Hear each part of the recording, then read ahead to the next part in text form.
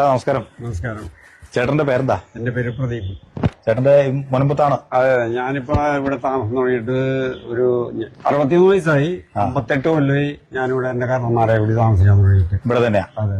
ഈ മുനമ്പം വിഷയമായിട്ട് ബന്ധപ്പെട്ട്, ഈ വക്കഫിന്റെ വിഷയമായിട്ട് ബന്ധപ്പെട്ട എല്ലാ കാര്യങ്ങളും ചേട്ടൻ അറിയാവുന്ന ആളാണ്. കാരണം ഇവിടെ തന്നെ ജനിച്ച് വളർന്ന ഒരാളെന്നുള്ള നിലയ്ക്ക് ഇപ്പോ ഈ കോടതിയിലെ വിധി വരികയും ഇത് നമുക്ക് അനുകൂലമായ സംവിധാനമൊക്കെ വരികയും ചെയ്തപ്പോ ഇതിന്റെ അകത്ത് ഇപ്പൊ ചേട്ടൻ നേരത്തെ ഇടതുപക്ഷമായിരുന്നല്ലേ?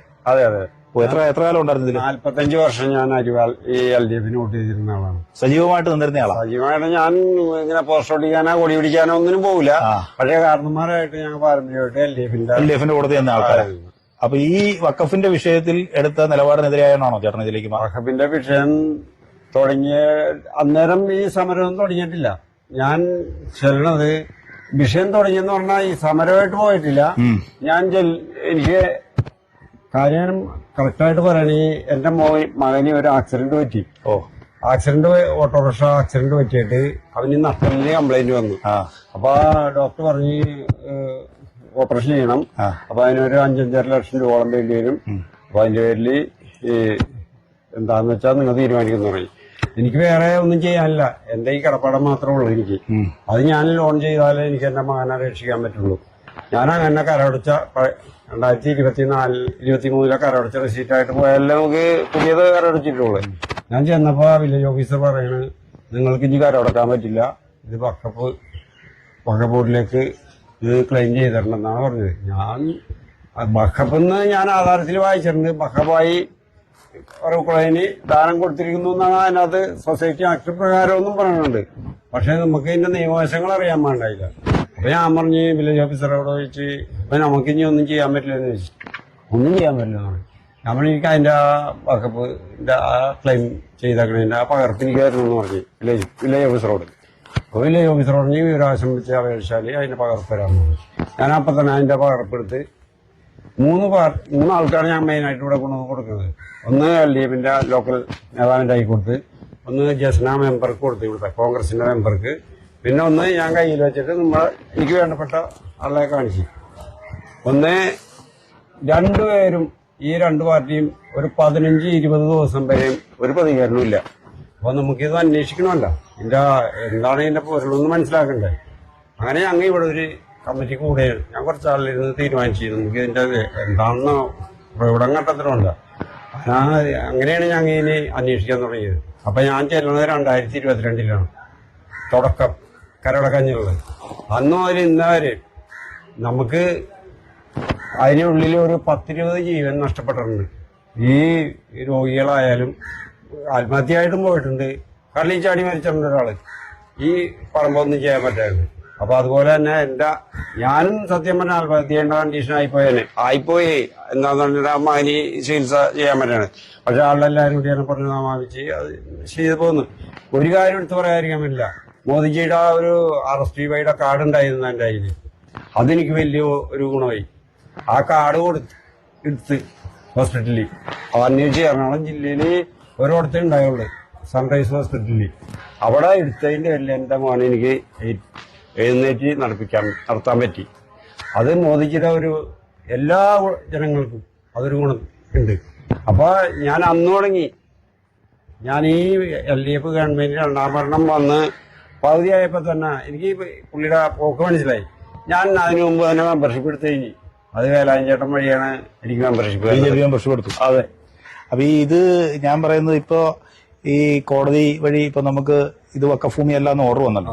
ഇപ്പൊ നിലവിൽ നിങ്ങൾ പറഞ്ഞ പിണറായി സർക്കാർ തന്നെ പറയുന്നുണ്ട് അവരാണ് ഇത് നടപ്പിലാക്കിയെന്ന്. അതിനെക്കുറിച്ച് എന്നാ അഭിപ്രായം? ഇത് 2 കൂട്ടരുടെ നാടകമാണ്. എന്താന്ന് പറഞ്ഞാ ഈ മുസ്ലിം സംഘടനയുണ്ടല്ലോ, മുസ്ലിം ലീഗ്, ഇവർക്ക് 2 കൂട്ടർക്കും വേണം. ഇതൊരു ബിസിനസ്സാണ്.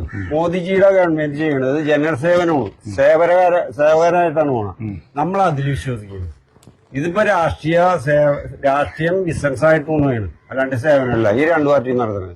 നമ്മ മോദിജിനെ മാത്രം വിശ്വസിക്കണുള്ളൂ. നമുക്ക് പൂർണ്ണമായിട്ടും ഇനി ഈ ജനങ്ങള് യുവാക്കൾ മാറിക്കൊണ്ടിരിക്കും. ഇപ്പോൾ ഉള്ള കുറെ കാരണന്മാരും മാറിക്കൊണ്ടിരിക്കുന്നുണ്ട്. കടപ്പുറത്തും ഇപ്പൊ സുരേഷ് ഗോപി സാറ് തൃശ്ശൂര് 3ാമത്തെ പ്രാവശ്യമല്ലേ ജയിച്ചത്. ഇപ്പൊ ഞങ്ങൾ ഇവിടെ ഒരു സ്ഥാനാർത്ഥിനെ ചിലപ്പോ തോക്കും ജയിക്കും, അത് വേറെ കാര്യം.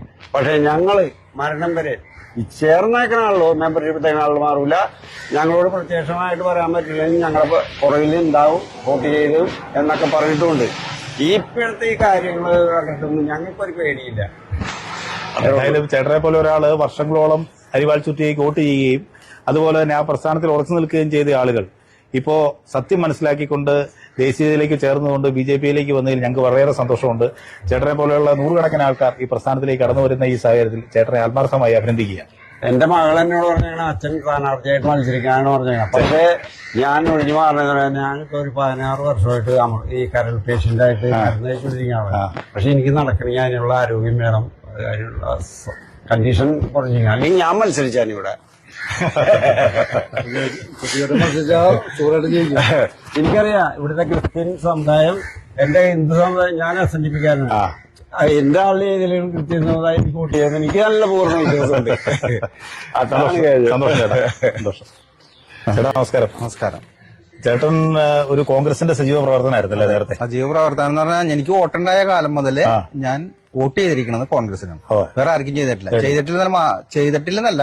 ഒരു ഞങ്ങൾക്ക് ഇവിടെ ഈ സഹകരണ സംഘത്തിൽ വോട്ട് വരും. ആ നേരത്തെ ഇവിടെ ഒരു പാർട്ടി നോക്കാറില്ല. ഞങ്ങളുടെ ഒരു ആന്റണി എന്ന പേരുള്ള ഒരാള്, അയാൾക്ക് മാത്രമാണ് ഞങ്ങൾ വോട്ട് ചെയ്തിട്ടുണ്ട്. അല്ലാതെ വേറൊരു വോട്ട് ഞങ്ങൾ മറ്റ് ചെയ്തിട്ടില്ല. ചേട്ടന്റെ പേരെങ്ങനെയാ? എന്റെ പേര് ബേർലി. ഇവിടെ തന്നെ ജനിച്ചു വളർന്നത്. എന്റെ അപ്പൂപ്പനായിട്ട് വന്നതാണ് ഇവിടെ. 14 വീട്ടുകാരെ ആദ്യം ഉണ്ടായിരുന്നുള്ളൂ ഇവിടെ. അതിൽപ്പെട്ട ഒരു കുടുംബക്കാരനാണ് ഞാൻ. ചേട്ടൻ എന്തുകൊണ്ടാണ് ഇപ്പൊ ഈ ഇത്രയും കാലം ഈ കോൺഗ്രസിൽ നിന്നിരുന്ന ഒരാള് ഈ BJP പോലത്തെ ഒരു പാർട്ടിയുടെ ആഭിമുഖ്യം ഉണ്ടായി ഇങ്ങനെ ഒരു സംവിധാനത്തിലേക്ക് ചേർന്നു? കാരണം ഞങ്ങൾക്ക് എന്താണ്, ഞങ്ങളെ കിടപ്പാടം പോകുന്ന ഒരു അവസ്ഥ വന്നില്ലേ? അവര് കോൺഗ്രസ്സുകാർ 95-ലും 2013-ലും ഉണ്ടാക്കി വെച്ച ഒരു കുരുത്തക്കേട് കൊണ്ടാണ് അവര് എന്ത് പറഞ്ഞിട്ടുണ്ടെങ്കിലും ഇത് വഖഫാണെന്ന് പറഞ്ഞ് വഖഫിലേക്ക് എഴുതിയെടുക്കാനുള്ള ഇത് കോൺഗ്രസ് ഗവൺമെന്റ് അവർക്ക് വേണ്ടി എഴുതി വെച്ച് അവർക്ക് സപ്പോർട്ട് ചെയ്ത് കൊടുക്കണതുകൊണ്ട് ഞങ്ങൾ ഈ കോൺഗ്രസിന് വേണ്ടി ഈ വോട്ട് ചെയ്തിരുന്ന വ്യക്തികളെ ഞങ്ങളെ പറ്റി മാനിക്കണില്ല ഇവര്. അവര് വോട്ട് രാഷ്ട്രീയമാണ് നോക്കട്ടെ. അവർ രാഷ്ട്രീയം എന്ന് പറഞ്ഞിട്ടുണ്ടെങ്കിൽ അവര് ചെയ്യണത് മുസ്ലിം സംഘടന മാത്രമാണ് അവർ നോക്കണം. അതിന് ഉറച്ചു നിന്ന് അവർക്ക് വേണ്ടി മാത്രം. ഇപ്പൊ ഇവിടെ സതീശൻ വന്നുകൊണ്ടെന്ന് പറഞ്ഞ് 10 മിനിറ്റ് കൊണ്ട് തീർക്കാന്ന് പറഞ്ഞത് ഇവിടെ വന്ന ആദ്യം അയാൾ അങ്ങനെ പറഞ്ഞുകൊണ്ട് പോയി. ഇവിടെ വന്ന് പറഞ്ഞുകൊണ്ട് പോയി കഴിഞ്ഞോണ്ടും പാലക്കാട് ചെന്ന് ആ സമയത്ത് പാലക്കാട് പോയത്. അവിടെ ചെന്നു ഇത് അത് വഖഫാണെന്ന് പറയും. ഇവിടെ ഒന്ന് പറയും വഖഫ് അല്ലെന്ന് പറയും. അവിടെ ചെന്നു വഖഫാണ്. അങ്ങനത്തെ ഒരു തന്ത്രമാണ് ഇവരുടെ കളിക്ക്. 2 ടീമും അങ്ങനെ തന്നെയാണ്.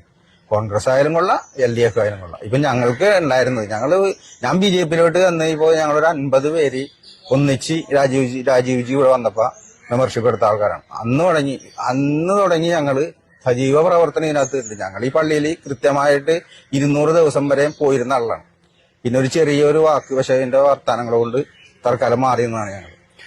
ഇപ്പോ ഇവിടെ നമ്മുടെ ഹൈക്കോടതിന്റെ വിധി വന്നതൊക്കെ നിങ്ങൾ കേട്ടല്ലോ. അതെ. ഇതില് കോൺഗ്രസിന് ഇതിന്റെ അകത്ത് ഇപ്പം അതിനെ സംബന്ധിച്ച് ഇവിടെ കോൺഗ്രസിന്റെ ചില വക്താക്കളൊക്കെ പറയുന്നത് കേട്ടു.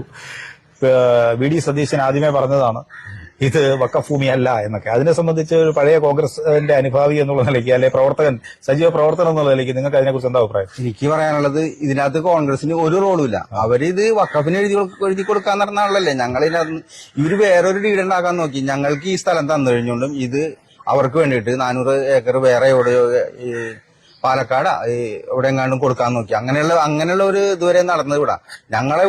ഞങ്ങൾക്ക് ഈ സ്ഥലം തരും, എന്നിട്ട് ഇതിന് വേണ്ടിയിട്ട് അവർ വേറെ സ്ഥലം കൊടുക്കും. അപ്പൊ എന്താണ് ഉദ്ദേശിക്കുന്നത്? കുറെ നാൾ കഴിയുമ്പോ ഈ സ്ഥലം പിന്നെ വഖഫിന്റെ ആയിട്ട് മാറും. മോദിജി ഈ മാറ്റം വരുത്തിയതിന് ശേഷമാണ് ഇങ്ങനൊരു വിധി വരാൻ തന്നെ കാരണം. അല്ലെങ്കിൽ ഇത് ഉണ്ടാവില്ല, ഇങ്ങനൊരു വിധി ഉണ്ടാവില്ല. ഇത് എങ്ങനെയായാലും അവർ കോൺഗ്രസിന്റെ 2 ടീമും കൂടി ഇത് അവർക്ക് കൊടുക്കാനുള്ള വഖഫിന് കൊടുക്കാനുള്ള തീരുമാനത്തിലാണ് നടന്നത്. എല്ലാവരും ഇവിടെയുള്ള കുറെ ആൾക്കാരുണ്ട്. അതിനുവേണ്ടി മാത്രമാണ് അതിനോട് പരിശ്രമിച്ച് ഞങ്ങളുടെ കൂടെ മോദിജിയുടെ കൂടെ നിന്ന് ഞങ്ങൾ. കാരണം ഞങ്ങൾക്ക് വേണ്ടി കാര്യങ്ങൾ നടത്തിയത് മോദിജിയാണ്. ഈ നിയമങ്ങൾ മാറ്റിയത് കൊണ്ടാണ് ഇപ്പൊ ഈ കാര്യങ്ങൾ നടന്നത്. ഏതായാലും ഇവിടെ നമുക്ക് ഇപ്പോൾ തൊട്ടുമുമ്പ് സംസാരിച്ച CPM-ന്റെ ഒരു സജീവ പ്രവർത്തനായ ചേട്ടനും അതുപോലെ തന്നെ കോൺഗ്രസിന്റെ വളരെ സജീവമായിട്ട് മുനമ്പത്ത് നിലനിന്നിരുന്ന ചേട്ടനുമൊക്കെ എന്താണ് സത്യമെന്ന് ഈ മുനമ്പൻ ജനതയോടും ഈ സമൂഹത്തോടും വിളിച്ചു പറയുക. ഇതാണ് ഞങ്ങൾക്ക് നിങ്ങളോട് പറയാനുള്ളത്. എന്താണ് BJP ഇവിടെ ചെയ്തത് എന്നതിനെ സംബന്ധിച്ച് ഇവിടുത്തെ നാട്ടുകാർ, ഇവിടെ ജനിച്ചു വളർന്നവർ, ഓരോ പ്രസ്ഥാനത്തിനൊപ്പം, ഈ കേരളത്തിലെ തൊഴിലാളി പ്രസ്ഥാനം എന്ന് പറയുന്ന പ്രസ്ഥാനത്തിനൊപ്പവും അതുപോലെ തന്നെ കോൺഗ്രസിനൊപ്പം ഒക്കെ നിന്ന ഇവിടുത്തെ വ്യക്തികൾ, ഈ സമുദായത്തോട്, ഇവിടുത്തെ സമൂഹത്തോട് ചേർന്ന് നിന്നവർ പറയുമ്പോഴാണ് അതിനൊരു ഭംഗി, അതിനൊരു കൃത്യത, അതിനൊരു സത്യസന്ധത. നന്ദി.